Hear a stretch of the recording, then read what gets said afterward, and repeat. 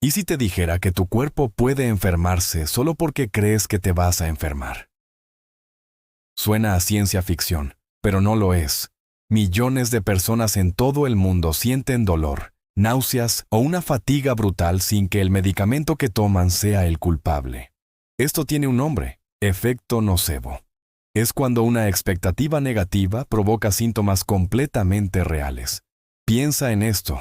En los ensayos clínicos de las vacunas contra el COVID-19, se descubrió algo alucinante.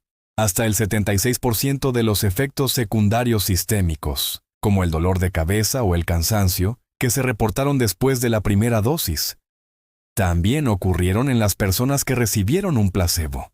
No había fármaco en su cuerpo, no había nada activo. Pero sí había una poderosa expectativa de que algo iba a pasar. El nocebo es como el gemelo oscuro del famoso efecto placebo. Mientras que el placebo puede curar con una creencia positiva, el nocebo enferma con una creencia negativa. Estas creencias activan respuestas biológicas reales en tu cuerpo, que pueden empeorar síntomas que ya tienes o incluso generar efectos adversos que no tienen nada que ver con el fármaco que estás tomando. ¿De dónde viene esto? Principalmente de dos fuentes: las expectativas y el condicionamiento, es decir, todo lo que te han dicho, lo que has leído en Internet o lo que has visto en las noticias sobre un tratamiento. Este efecto es tan potente que incluso puede sesgar la forma en que los científicos miden la eficacia y la seguridad de los medicamentos. Y que quede claro, no es que esté todo en tu mente, en un sentido peyorativo. Hay una biología muy real y medible detrás de este fenómeno. Pero, ¿cómo funciona exactamente en nuestro cerebro? No vamos a entrar en tecnicismos complicados, te lo prometo. Imagínalo así. Cuando anticipas que algo te va a doler o que vas a tener efectos secundarios, tu cerebro activa una especie de sistema de alerta. Interpreta esa expectativa como una amenaza inminente. Y en respuesta, sube el volumen de cualquier sensación de malestar. Es como si girara una perilla para amplificar el dolor o la náusea. En el laboratorio, los científicos han demostrado esto de formas fascinantes. Han logrado que estímulos completamente neutros, como un pequeño toque en la piel, se perciban como dolorosos simplemente usando palabras negativas para describirlos antes. Esto podría molestar un poco, por ejemplo. Además, se ha descubierto que cuando tenemos estas expectativas negativas, nuestro cerebro libera ciertos mensajeros químicos, como una sustancia llamada colecistoquinina o CCK, que aumenta nuestra sensibilidad al dolor. A esto se le llama hiperalgesia. La prueba definitiva es que si los investigadores administran un fármaco que bloquea la acción de esa CCK, el dolor inducido por el nocebo se reduce drásticamente. En resumen, lo que esperas no solo colorea tu experiencia, sino que literalmente reconfigura la química de tu cerebro para hacerla realidad. Hablemos de casos reales, porque esto no es teoría de laboratorio. Un ejemplo clásico son las estatinas, esos medicamentos para bajar el colesterol que salvan millones de vidas. Muchísimos pacientes dejan de tomarlas porque aseguran que les provocan un dolor muscular insoportable. Sin embargo, los estudios son reveladores. En ensayos muy ingeniosos llamados NED1, donde el mismo paciente alterna entre tomar la estatina y un placebo sin saber cuál es cuál, se demostró que la intensidad de los síntomas era prácticamente idéntica en ambos periodos. Incluso era similar a cuando no tomaban nada. El dolor aparecía por la expectativa de que la pastilla lo causaría. A este fenómeno específico se le ha llegado a llamar drucebo, un nocebo provocado por la mala fama de un fármaco. Otro caso masivo, las vacunas. Ya lo mencionamos al principio.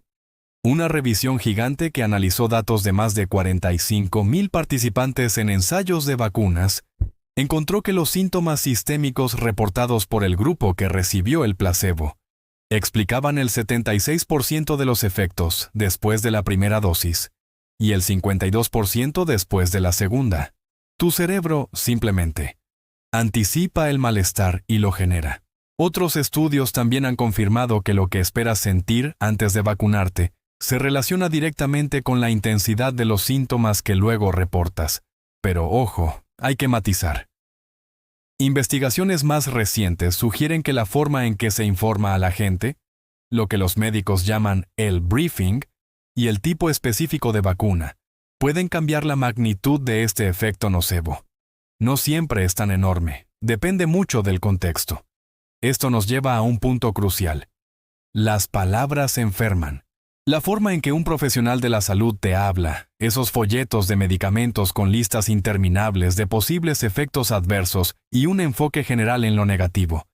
Todo eso aumenta la probabilidad de que reportes síntomas. Pero la buena noticia es que también podemos usar las palabras para sanar. Simplemente cambiando el marco de la conversación, podemos reducir drásticamente las expectativas negativas sin ocultar los riesgos reales. Por ejemplo, en lugar de decir, un 5% de las personas experimentan náuseas, se puede decir, el 95% de las personas no experimentan ninguna náusea con este tratamiento. La información es la misma, pero el impacto emocional es completamente diferente.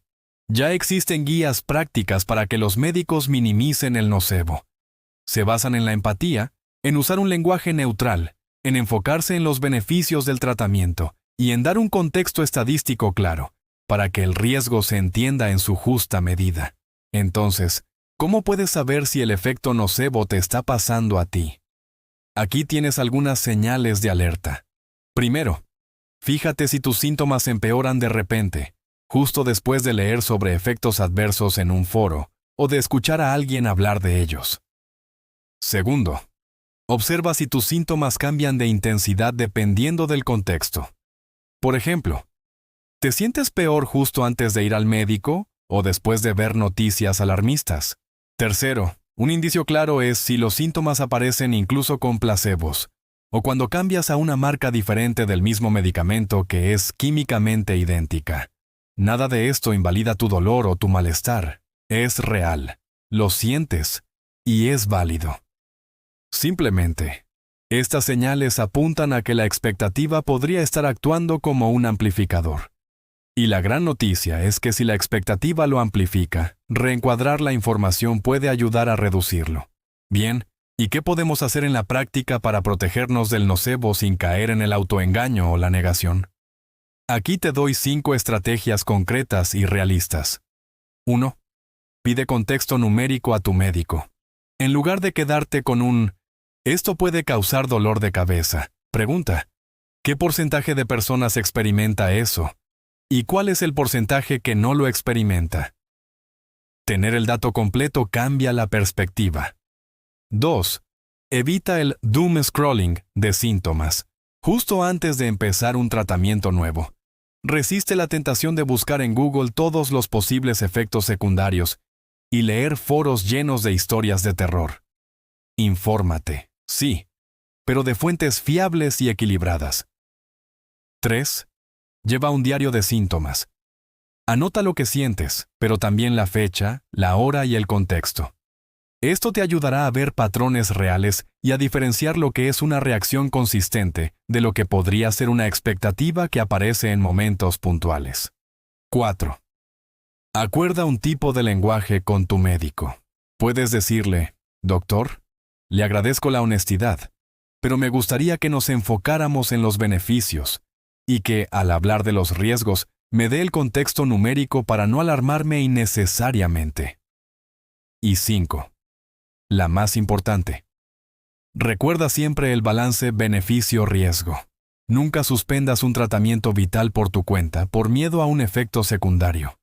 Habla con tu médico y toma una decisión informada. Volviendo al caso de las estatinas, salvan vidas previniendo infartos y derrames, y en la mayoría de los casos, el dolor muscular que se les atribuye ni siquiera es causado por la pastilla.